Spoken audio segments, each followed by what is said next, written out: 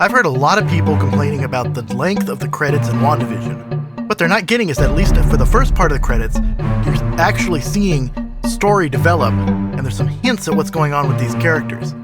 Now, there's been some other outlets that have covered what the black and white end of episode credits mean in here, because you notice these are fake credits. Those are not the real names, so you don't credit your show starring Wanda Maximoff. You would say Elizabeth Olsen. So there's definitely some Easter eggs there.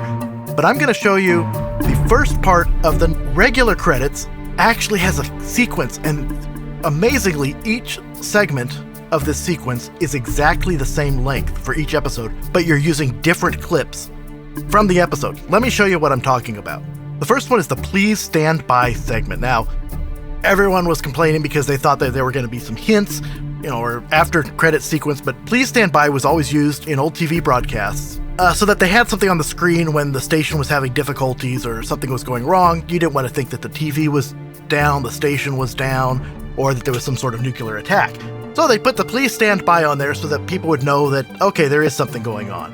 But this changes each episode as well, and as do each of these. What we're going to see as we go through these, you're going to see a segment for Please Stand By, one that shows Wanda's eyes, a close-up on Vision's lips, which is interesting, a segment of Wanda and Vision together, and then we're going to see a zoom in on Vision himself and then into his eye. Finally, it goes into the same amazing credit sequence, but it seems to be the same for every episode so far.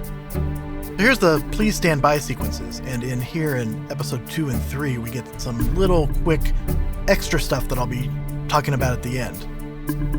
We go to Wanda's eyes. Episode 1 seems pretty normal, black and white.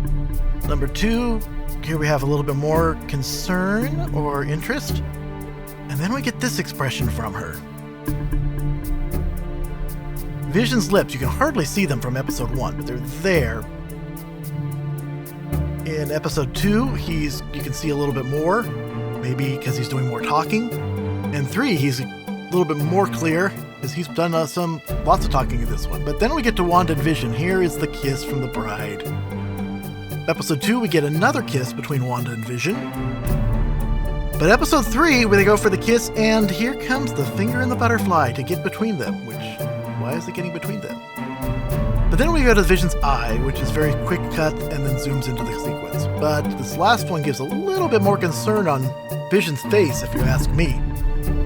Not sure what quite to make of it. Now, I did say there's a couple of interesting little clips in here, so let's look at those. Episode 1 didn't have much, but episode 2, if we go the first few frames, we see this text, television system, and it seems to ghost next to it. That seems to be a bit more specific than something you'd use just on old TV, like we're watching the Sword television system or something. As we get to episode 3 and it's in color, at the very end we catch one frame where we get extra text, technical difficulties. It's almost as if this television feed is becoming more and more unstable. But that's my opinion. What do you think?